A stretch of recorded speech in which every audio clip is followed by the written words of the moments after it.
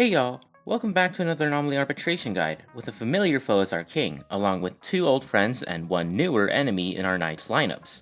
Wow, been a while since we had an MOC boss upgrade to king stage, rather than the king variant coming first. As always, feel free to skip to whatever timestamps you need in the description, or if you want to view a copy of the slideshow. I'll also link the Genius Archive article version of this guide, whenever that ends up being posted. With that said, let's just get right into things. Night 1 starts us off with a familiar foe in Argenti. Being the gentleman he is, he's decided to grace us with a fairly easy stage, making him by far the easiest of the 3 bosses thanks to both his low HP pool and a less threatening debuff in taunting. Like, I'm talking 4.0 levels of HP here. With the right setups, you can even turn taunting into a buff for your team, since with the sustain, it's just free hit energy, and even besides, HP drain, DOT, and counter teams all benefit from enemies advancing themselves. Not only that, but teams with Erudition units and E1 Chibi benefit specifically from this stage's mob spawners in both waves 1 and 2, letting them damage multiple targets at a time in order to fuel their mechanics. Of course, for pure bounce units like Anaxa, this can end up being a significant downside, as the damage boost from killing off these summons generally isn't worth the damage they soak up in the first place. As for the DPS rankings, pretty much everyone does well here, despite the stage being entirely Fire and Ice weak, thanks to running off element not really being punished. Single target and AoE units both play very well into this stage, able to squeeze out either their maximum damage or mechanics, with blast units wasting a bit of their damage profile versus Argenti, and bounce not appreciating the taunt plus summon mechanics. With that in mind, for single target and blast units, you'll want to look for those with the highest overall damage. For AoE units, abusing attack frequency is for cheating out multiple waves of summons is ideal. And for bounce units, the opposite is true, with high burst damage being best, so that way you can restrict the fight to either 1 or 2 targets for as long as possible. Or just bring your strongest DPS left over, period. Again, this is by far the easiest stage of the bunch, with no real gimmicks that get in the way of clearing. Wave 1 features the Malefic Ape, which locks on the skill users and slams them with single target attacks, but has a lower HP of the 2 elites and is thus easily focused down. The other elite is a senior staff's team leader, who summons a bunch of IBC goons. You can break or kill these enemies for a one-time 50% damage boost, stacking up to 3 times. Wave 2 has Argenti finally returned to an MOC like Endgame since 2.3? Wow, I feel old now. Anyways, y'all are probably familiar with his mechanics by this point. He summons and enhances shields, which you can kill for bonus effects, and then delivers a semi-strong AoE every once in a while. You can even accelerate his and Wave 1's attack patterns with the taunting debuff, which advances enemies after hitting them 6 times. Definitely much preferred on someone not named Hule or Eek or Memo Sprite, that's for sure.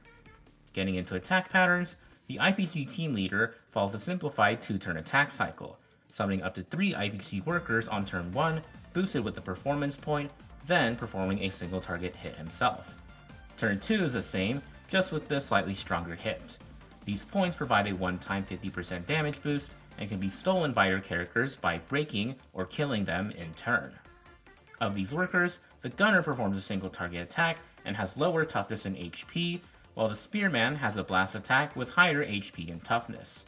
Still, 20 to 30 toughness, or even 380 to 520 KHP in the Big 26 is basically nothing, so they're usually just free kills for your team. In truth, this elite used to be a lot more interactive, with a charging mechanic if it could steal enough performance points, but in recent times it seems like he's been relegated to an AoE bot in Endgame. Not much thinking or threat required. As for the Malefic Ape, it just charges up on turn 1, locking onto a random target, then to whoever last used their skill. For the next 3 turns, the ape then boosts its damage, then slams on to the locked on target, before charging up and repeating the sequence all over again. Honestly, not that threatening either, as you'd expect from a version 1 enemy. And for Argenti, his first turn will summon 2 of 3 random shields, with the left being advanced by 50%. This is followed up by a single target stab. Out of these random shields, the white one provides a one-time single target barrier to Argenti, or AoE if enhanced, and gives you the same benefit when killed. The red one will boost Argenti's damage for 3 turns, will double the potency when enhanced, and again provide the same benefit to your DPS when killed. And the brown one will deal AoE damage, which is a bit stronger when enhanced. No prizes for guessing what it does when killed, though it is interesting to note that it deals physical toughness and that its damage scales off of its max HP. Mainly only interesting in currency wars though, where its HP actually scales high enough to deal meaningful damage to Argenti.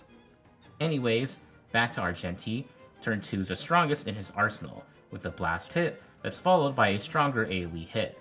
Turn 3 has a single target and blast hit, and then afterwards, repeat.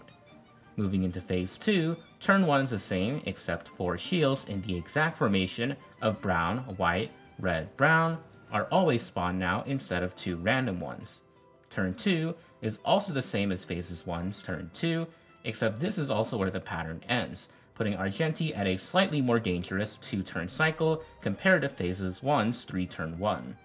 That being said, if you're an AoE farmer, this can actually work out to your advantage. Anyways, moving on to night 2, we get the complete opposite of an active stage that provides lots of hit and kill energy into a passive one that saps it away. Depowered is the biggest op to an otherwise trivial lineup, massively hindering 0 cycles and full clears alike. If you can ignore the starting energy debuff somehow though, with characters like Mortonak's Blade and Firefly who have a fixed starting energy floor, characters with special energy like Acheron and mainly E2, Cyrene, and characters who can function without their ult like Fugue, RMC, and Ceridra, to name a few, this stage should be totally fine. Characters that can regenerate their ult extremely quickly, like Kafka and Evanescia, should also be fine versus this stage. Anyone with follow-ups or AHA instants is also appreciated for their ability to break up flow breaks stacking damage reduction, such as Dahlia for break, Ashfield for follow-up, Yao Guang for elation, and Mortonak's Blade everywhere, to name a few. The second biggest obstacle though is easily the Joy Ascendant, with its high front-loaded damage that only gets even higher each time you kill it. Focus this elite down, and you're left with 2 clowns who can heal your HP and provide attack buffs plus a relatively passive Svarog. I'm gonna be honest, Chief, this is just the Mortonak's Blade stage. Anyone that works well with him is bound to do well here. Survivability, immunity to depowered, on element, bro has it all. The debuff combination is identical to night 1 last time, so anyone that did well there should also do pretty nicely here, with a bit of a nerf to AoE and elation units. Saber and Gil are placed here preemptively, by the way, just because of the matching elements. I'd also hope that Saber's extra initial starting energy makes this stage bearable for her. That's also why Ashfield is a bit lower. He really doesn't like being unable to access his ult for a good while. The longer your clear takes, the less ult-relying characters like him should suffer. Getting into the specifics, Wave 1 features the return of the clowns, which set one ally's max HP to half, but often end up healing it to near full by the end. Much more threatening is the Joy Ascendant next to it, which, while initially squishier, ends up splitting into 6 total separate 4s before it's truly dead. 2 the first time and 4 the second time.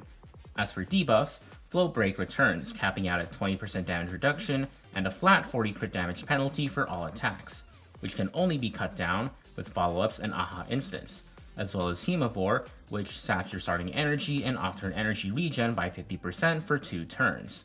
Follow-up teams should do fine here, and Elation should still be okay. Break really likes keeping the enemies from moving here, and any on-element answers will generate Excel too. I'd say this is a pretty easy stage to sustain this, but with the huge caveat that you're able to finish off the Joy Ascendant before it wipes out your entire team. Otherwise, just put the healer in the bag, broski. Svarog makes his return here after getting 1 cost 0 cycled by Anaxa about 1 version patch ago, and he seems none too thrilled about it. That being said, with a slightly bulkier clown by his side, there's no real active threat to this wave 2, just 2 walls of HP that can easily be played around. Reviewing what the clown or the God-Devourer Offspring does, its turn 1 is a single target attack that has a chance to lower your defense, followed by picking 1 character and inflicting Devour, draining half of its max HP and stealing some attack. Repeatedly hitting them refunds this HP and attack back, and either fulfilling the 6-hit quota, breaking, or killing them will dispel this state entirely and give an additional 500 attack to the last hitting ally for 3 turns. This attack will repeat if Devourer is fully dispelled before its next turn, otherwise it will just do the same single target hit, followed by a mildly inconveniencing AoE.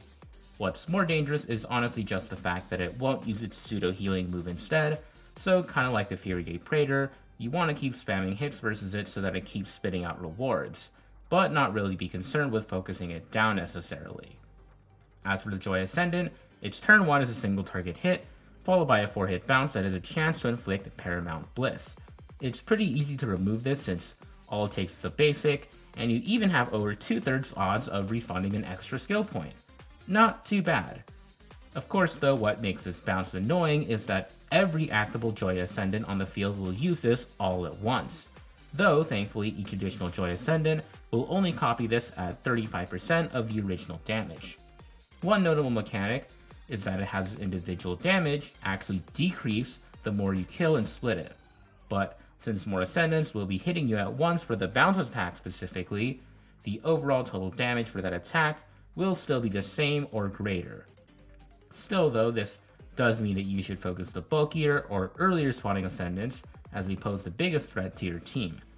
Turn 2, or immediately if it spawns from splitting, will open up with that same bounce attack, followed by a charged turn. After this, it will dish out a hard-hitting AoE that also saps a skill point and inflicts a Svarog level delay per any ally still possessing the Paramount Bliss state, into its single target hit once again. Not a very threatening moveset in a vacuum, but what makes this really annoying is the way this elite splits. See, when the Joy Ascendant dies, half of the new spawns will be 60% advanced, while the other half is 25% delayed, meaning that the bounce attack is almost always acting before you can achieve your next natural set of turns, and again right after that elapses. Doing the math, you can also see that even with reduced HP, this elite effectively has a total of 534% of its original max HP to chew through in a single target, or about 6.71 million. Even with perfect AoE, this thing still has about 2.5 times its original max HP, or about 3.8 million in total, which is why it feels so hard to kill in practice. Reviewing Svarog real quick, as a simple one-phase boss, he only has a 2-turn cycle, with turn 1 being a single target, followed by another single target with 30% delay. Then summoning his grabby hand that acts immediately after his turn, which is then followed up by a decently hard-hitting AoE. You can disable this hand from acting by either breaking it, or Svarog, or in the incredibly rare case, having only one grabbable ally on the team, aka just playing Finon.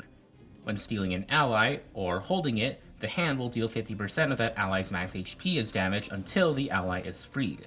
Otherwise, when its HP is critical, or if it's allowed to exist for 3 turns or more, it will charge up, then perform a massive single target nuke that's usually enough to kill any one ally on sight.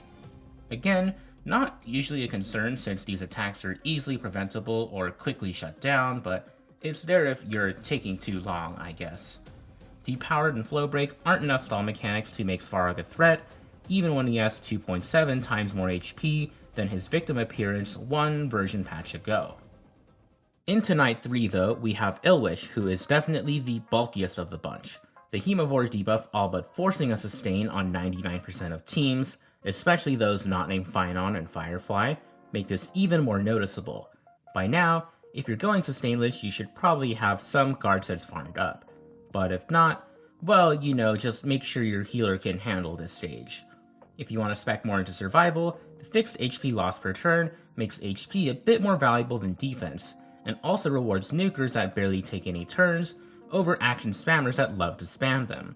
This fight is, for the vast majority of it, a single target check. Any blasts or AoE units can also effectively use tools like E1 Tribby to help focus their damage. Though, let's be real, pretty much every modern unit with a hint of splash damage nowadays always has some sort of bounce mechanic to help them concentrate their damage by default. Despite this boss having debuted as a Silverwolf 999 shill, the overall matchup is much more heavily favored towards Evanescea outside of the King environment, thanks to no easy Wave 2 Joy Ascendant for Silverwolf 999's buff extensions, and the presence of the Eagles in Wave 1 and the Flowers in Wave 2 soaking up her damage. She's still plenty strong here though, don't get it twisted. Illwish's happiness mechanics and weaknesses were also made to hard counter Mono Rem, but if your Ever Knight is E2 or something, she can brute force pretty easily thanks to being CC immune. And speaking of brute force, Finon turning Illwish into a 1v1 flowerless duel makes him a premier cheeser of this boss, if you don't feel like using him to annihilate Argenti for some reason. The Wave 1 features the return of the good old Noontide Gryphon, who gets advanced by 50% for an insanely early turn 1, and whose whole gimmick is spawning 3 Meteoric Eagles and implanting 3 Aquila's marks on your allies that stick around so long as said Eagles are alive. Getting 2 Sun marks on a character deals an extra 25% max HP as true damage, and saps 40 energy from them, so best to take care of those Eagles or the Gryphon directly before things get too dicey. Also, if the Eagles are allowed to survive for long enough, they can double a random enemy's turn, so there's that too. The other elite is a good old Azurewing, which is extremely funny given the Gryphon's quantum weakness, and will surely stop Rid and Archer from absolutely steamrolling the stage eventually. Right? Anyways, if that wasn't enough quantum hate, Illwish on Wave 2 boasts an impressive 40% res to all non-physical lightning and imaginary elements, and will inflict an unremovable CC on your allies if they spam too many turns and its flowers aren't dealt with fast enough. Speaking of those flowers, they do provide 5 punchline and -1 happiness CC stack per kill, and 20% vulnerability from killing 6 of them, but seeing as how all they do is boost Illwish's damage by 10%, you can usually ignore them if you have the choice to. Rewinding to the Wave 1 elites, the Noontide Gryphon opens with a single target attack, then a sweep attack on your right 3 allies that also summons 3 Meteoric Eagles, staggered a bit. Turn 2 is the same single target, then a random lock-on to one of your characters that charges up its turn 3 nuke. Breaking the Gryphon will cancel this nuke and reset its attack pattern, but if not, its turn 3 will be a powerful blast aimed at the locked-on target that inflicts Aquila's mark on everyone hit. As for the Meteoric Eagles it spawns, its turn 1 is a single target hit, take a sip of Soul Glad every time I said that, then turn 2 has inflict a random enemy with Storm Ride, essentially granting them double turns on their next action. Overall, this elite takes until turn 3 to be dangerous and can even be stalled by breaking it, so the only real annoyance with it is the nearly unavoidable turn 1 spawn with the 3 Eagles attached as well as the damage. Regarding the Dawn Lance, well, I mean we've seen what it does before, so let's make this quick. Turn 1 single target, then Big Blast hit. Turn 2 Big Blast again, then enters Force Field and locks toughness and now CC immune. Hit 7 times to dispel and make vulnerable plus less quantum weak. Hit with quantum during this time to take big single target nuke. Don't bring quantum versus this guy, or bring a lot of res pen if you do, and be careful of damage. Got it? Cool. Reviewing Illwish's mechanics real quick, its main annoyance is a special debuff called Happiness. Getting hit with its aptly named Illwish Spray attack inflicts this on all hit teammates, starting at 2 and increasing by 2 on each infected ally for every turn they take. They also lose 2 stacks per flower they kill, and 1 for every attack they themselves land. Note, not including their mammal strikes. Hitting 6 stacks results in your DPS getting hit with the Happiness Puppet state, CCing them for 2 whole turns, aka their entire next turn and up until the start of the turn after that. This could not be effect resisted, similar to the Terrified condition inflicted by the Howling Casket, though Silverwolf 999's global passive and one-time CC res effects, like Fu Xuan's, do work. If not though, the DPS will be either outraged, hitting a random ally, or dominated, hitting a random enemy. Either way, you'll get 2 punchline as a consolation prize, or 10 if you're lucky with your dominate proc. Like, very very lucky though, don't count on it. On the other hand, hitting 0 stacks results in said character becoming both CC immune and gaining an 80% crit damage boost for 2 turns, which is pretty sweet. Very rarely does the CC res effect actually matter, but the crit damage boost is always nice. Getting into attack patterns, turn 1 is a single target hit, followed by a 2 target Illwish Spray. Turn 2 then drains all allies with happiness for a fifth of their max HP, healing 0.5% of its own max HP for every ally hit, and then another single target hit. Phase 2 is much like Phase 1, except turn 1's Illwish Spray becomes AoE, and turn 2's single target hit changes into a charged turn that locks its toughness. Its Stall Wish gets you to turn 3, then it inflicts a strong AoE attack that forcibly inflicts the happiness puppet state, which, much like how you get it normally, bypasses effect res. Eat your heart out, Hyacinth. Overall, this knight is just a lot of HP to chew through, and if you aren't past the damage bell curve or are unlucky to have your non-attacking supports like Sparkle and Sunday hit, the CC mechanics of this fight can end up being a huge loss in cycles, or at least a disruption to your rotation, as you'll have to basic with characters you don't want to. Probably the hardest of the three knights in terms of raw HP, but also the simplest in terms of decision making. And last, but certainly not least, Graphia returning as a fully fledged king. Luckily, to match the over-doubling of HP compared to MOC, we have equally strong buffs to match. Buff 1 is incredible for any skill or ult spamming hyper carries like Himiko, Phynon, or any of the Fake collab units, as 50% res pen, especially on Element, is crazy strong. Two very minor caveats though. One, this res pen buff requires that your character actually benefits from damage percent, so no break relation characters get to use it. And two, res pen actually caps at 100%, so if you're vertically invested in the wrong ways, then this might not actually end up being as good for you as you think. And of course, it's the only single target buff on this list, making this less favorable for, say, follow-up teams, who much prefer buff 2s up to 45% team-wide vuln if your follow-up spam is good enough.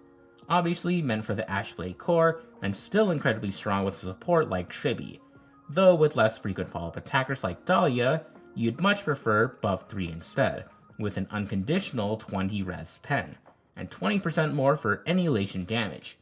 If you have no other choice, this is completely fine as a consolation prize. Sparksy definitely benefits the most from this buff, as she's the only on-element elation DPS right now. No, EMC doesn't count unfortunately, and she doesn't get this cancelled out by Graphia's 40% non-weak resistance. It's the least she deserves with still being a mediocre DPS on her rerun. Oh, and also from being rug pulled from Silverwolf 999's team during the initial shill, at least before E2, thanks to a 40% fire res King Illwish. Biggest winners are definitely the hyper carries, who really did not need this buff, both Himiko Nova and Archer once you get his DLC, and then Sparksy for being usable. And then the Ashblade core, who was already going to win anyways, but gets to win even harder now. Overall, this king stage is mainly a single target or blast check. While the extra elites make the raw single target HP of this stage a good bit higher, Graphia herself has way too much HP on her own to truly call this an AoE fight. For sustainless speedrunners, you'll be happy to hear that Wave 1 features an enemy with AoE corrosion, making survival a bit less of a concern. For the long-term gamers, you may prefer to use Graphia's damage reduction instead, especially on a support that's there to tank her annoying CC. And for Mono Rim, of course, both the extra HP gain and loss potential this fight is great for them, despite being mostly off-element. As mentioned in my MOC guide, you're expected to lose an average of 1.9 skill points every time your DPS is CC'd if you attempt to break free, so make sure you have enough skill points to handle that scenario, or just pass your turn and take the free SP instead. There's a lot of burst damage if you wait around for long enough, or if you hit the enemy so frequently they become enraged and speed up. So if you know you aren't one-shotting Graphia, sustain is all but mandatory here. Speed tuning is also important, since for the first time, we have a debuff that directly interferes with your team's speed, with no way to prevent it whatsoever. Fire and Quantum DPS have full type advantage versus this stage, with Lightning being the third type Graphia doesn't resist by 40%, making those characters the clear top dogs here. Thanks to the evil horses and sometimes Graphia's clowns, Blast, weighted towards single target of course, is the ideal profile for this fight, or you could just use heavy single target with a bit of AoE mixed together in a trench coat pretending to be Blast. Having a DPS whose team can take a few hits is also nice, since the enemies hit like trucks and have the acceleration of them too. And well, I may have mentioned last time that Himiko Nova doesn't really have much shield versus Graphia stage, but being able to essentially ignore the biggest stall mechanic in the fight sure is something, huh? Wave 1 features two Amphoris elites that are somehow tankier than one of Argenti's boss phases. Really makes you think. The weaker Dark Sun Gryphon threatens a lot of upfront damage starting from turn 2, thanks to its joint attacks with the archers it spawns. The corrosion it inflicts is helpful though, and the archers can be disabled by breaking or killing them, which in turn inflicts some damage back onto the main Gryphon. The Moonlit Pegasus makes its return, thankfully not alongside the Noontide Gryphon, inflicting Onyx's marks instead, which, if double stacked, will entangle an ally and deal normal damage instead of max HP damage. The debuffs this time are both brand new, with Enrage providing a stackable 30% speed buff per ally ultimate cast, up to 120%, resetting at the start of the enemy's turn. It's kinda like a reskin version of Taunting, except with the funny interaction of making your dance into everyone's dance. Talk about a party! Equilibrium is the second new kit in town, with the fastest ally losing 20% speed at the start of battle, and the slowest gaining 15% speed. Note that effects like Sparkle's E1 and Ceredra's speed buffs happen after the speed check, meaning that they could not help these characters tank the 20% speed down. Poet is also luckily not bricked by this, since the 50% speed boost also happens after the crit rate is checked. Additionally, characters like Firefly and Aglaia with in-battle speed buffs can actually use this to boost their own performance, making it an upside for them potentially. Wave 2 features a bulky Graphia, her usual weaker clown summons, and 2 of the horses here, taking after Kafka's elite design I see. Overall, the counters for Graphia haven't really moved much from MOC to King, so whatever you use there, you should likely use here as well. Rewinding to the Wave 1 elites, Dark Sun Gryphon's turn 1 is an AoE attack that inflicts corrosion on all hit allies. This is then followed by summoning 2 archers. They each take out 12% of the Gryphon's max HP when killed, and will attack whenever the Gryphon attacks unless CC'd in some way. Lots of energy, but also lots of uninterruptible damage. Turn 2 is then the same AoE on turn 1, followed by a charging turn, which can then be cancelled by breaking it. If not, though, turn 3 is an AoE hit that removes all corrosion HP, and also deals more damage the more corrosion HP gets removed. Rinse and repeat. Moving on, the Pegasus turn 1 sees a return to single target hit openers, followed by a lock on to 2 allies. Turn 2 will then hit both allies with a strong attack that inflicts Onyx's mark onto them. Turn 3 then repeats the single target hit on turn 1, and hits the left 3 allies with another Onyx's mark. Kinda evil that the game pairs this elite with the buff on position 1, since it means that your vulnerable DPS is naturally guaranteed to get hit by this elite, and is thus more at risk of getting CC'd, especially since you'll be seeing this once on Wave 1 and twice on Wave 2.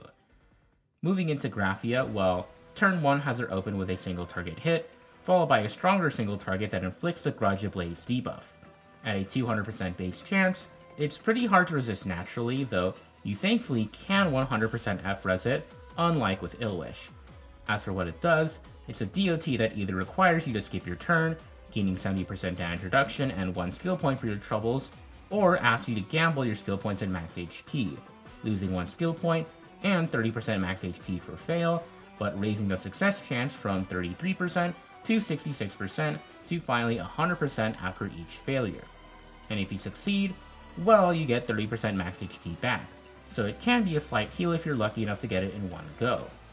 Turn 2 has it summon 2 clowns that advance themselves and gain a realm stack, boosting their max HP and damage. Both clowns are advanced, with one attacking immediately and the other not too soon after. And if the clowns are already summoned, well, any of them with 2 or more realm stacks immediately take a turn too.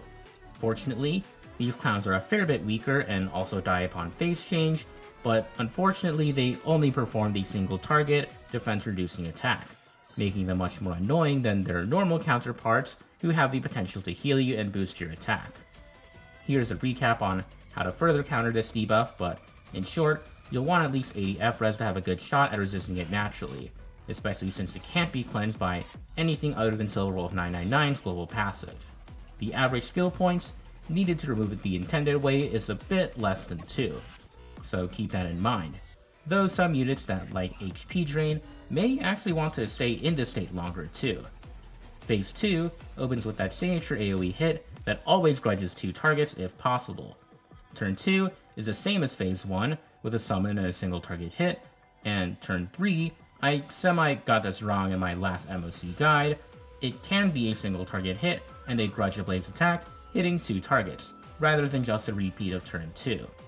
All in all, a bit of a total single target HP increase compared to Squadron, but with the 4.4 power spike, the more powerful buffs, and the lack of Hemovore related mechanics, this king might feel easier for the top end players and a bit more frustrating if you're behind the curve. So, thoughts on this Anomaly Arbitration? Well, actual HP deflation is awesome for one. Argenti is a genuine step down from all the other crazy content we've had recently, though it is just as equally insane looking back and seeing the sheer jump from version 3's Anomaly Arbitration to version 4's. Like, Argenti is by far the easiest boss you would have gotten at version 4, don't get me wrong, but he would also be among one of the absolute hardest in version 3 just because of how high his HP is relative to them. At least I get to Zero Cycle with Madame Herta with a sustain again, which is nice. Seeing Svarog again is also pretty cool, though it really does serve as a reminder of how awful depowered is and how much difficulty it creates on its own, even if the stage should in theory be pretty easy. And Illwish, returning in a non-chill environment, just confirms how badly Silverwolf 999 was boosted on her initial patch, from 2 cost 0 cycling king to needing 4 to 5 cost versus a rerun with almost half the HP, shows how much heavy lifting that 6 punchline per turn, 30% defense ignore, and free wave 2 buff extension was doing for her. And well, it gets even worse the longer the fight drags on, and the more Silverwolf 999's limited uptime and single target nature really starts to show its downsides. That being said, I'm certainly not overlooking how her global passive seems to be coming up more and more in these king stages, with Illwish's eventual CC, to Squadron's turn 1 CC, to Graphia and the horses doing it to the team. It does seem to prove to me that global passives do play a real factor in where the meta is going, at least in the short term. But I'm gonna level with y'all. Anomaly Arbitration is cool and all that, but I'd rather be playing the new Currency Wars update right now. Just saying. Thanks for watching.